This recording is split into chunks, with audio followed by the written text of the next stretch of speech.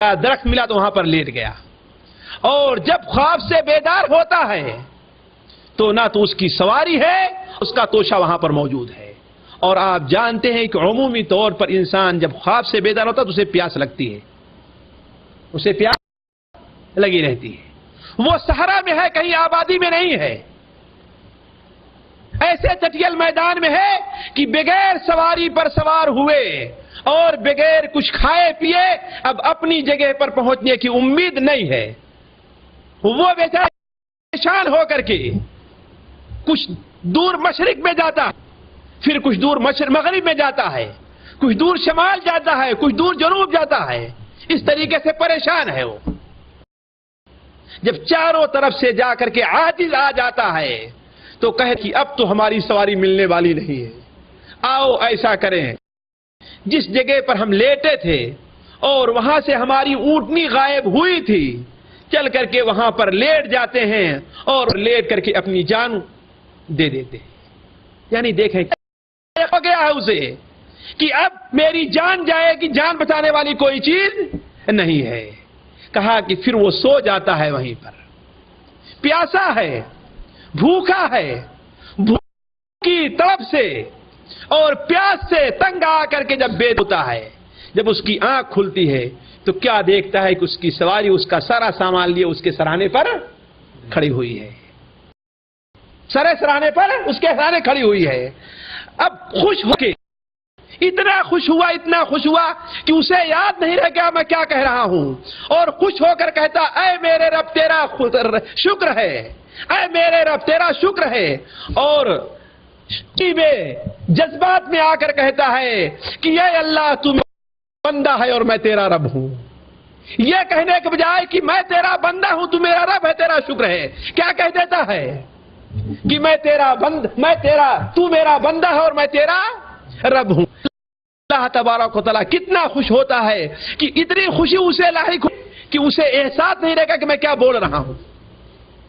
اللہ تبارک و تعالیٰ بھی بندے کی توبہ سے اسی طریقے سے خوش ہوتا ہے۔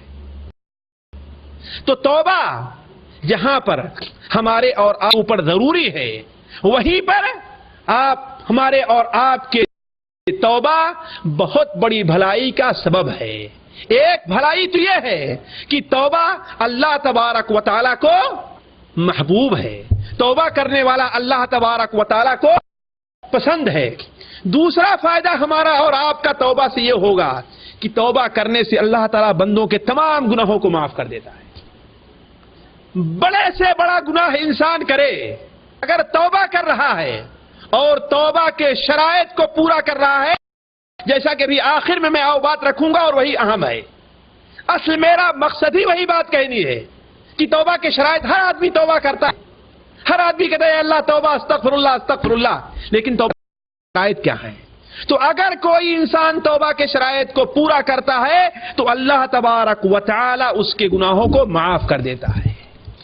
اللہ تبارک و تعالی کا فرمان سورہ زمر کے اندر ہے، اللہ تعالیٰ کہتا ہے کہ قل اے محمد صلی اللہ علیہ وسلم آپ کہے میرے بندوں سے، یا عبادی الذین اسرفوا علی انفسہم، اے وہ میرے بندو جنہوں نے اپنے اوپر ظلم کیا، لا تقنطوا من رحمت اللہ، اللہ کی رحمت سے نا امید نہ ہو۔ کیوں؟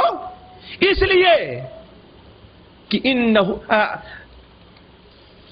یغفر الذنوب جمیعا، وہ تمام کے تمام گناہوں کو معاف کر دیتا ہے۔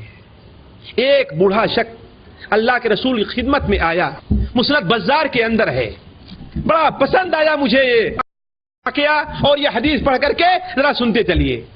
ایک بوڑھا شخص ہے، بعض روایات میں آیا کہ ڈنڈا لے کر کے، ایک چھڑی لے کر کے اللہ کے رسول کی خدمت میں آیا اور کہا اے اللہ کے رسول صلی اللہ علیہ وسلم، اس شخص کے بارے میں کیا رائے آپ کی جس نے کوئی ایسا گناہ نہ چھوڑا ہو، جو چھوٹا گناہ ہے یا بڑا گناہ ہے اللہ اس کا ارتکاب ضرور کیا ہے،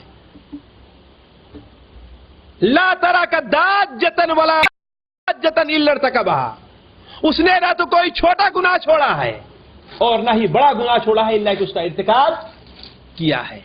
آپ نے فرمایا کیا تم ایمان لاتے ہو؟ تم ایمان لاتے ہو؟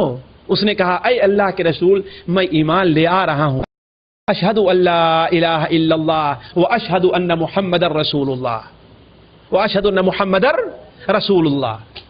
پھر اس کو پھر بھی اطمینان نہیں ہوا, پھر بھی سکون نہیں ہوا. کہا کہ اے اللہ کے رسول صلی اللہ علیہ وسلم, اب کی ہماری کوتاہیاں, ہماری کمزوریاں جو ہیں ان کا حشر کیا ہوگا؟ اللہ کے رسول صلی اللہ علیہ وسلم نے ارشاد فرمایا اللہ تعالیٰ سارے گناہوں کو معاف کر دے گا, بلکہ معاف بھی نہیں کرے گا, تیری ان برائیوں کو اللہ تعالیٰ نیکیوں بدل دے گا.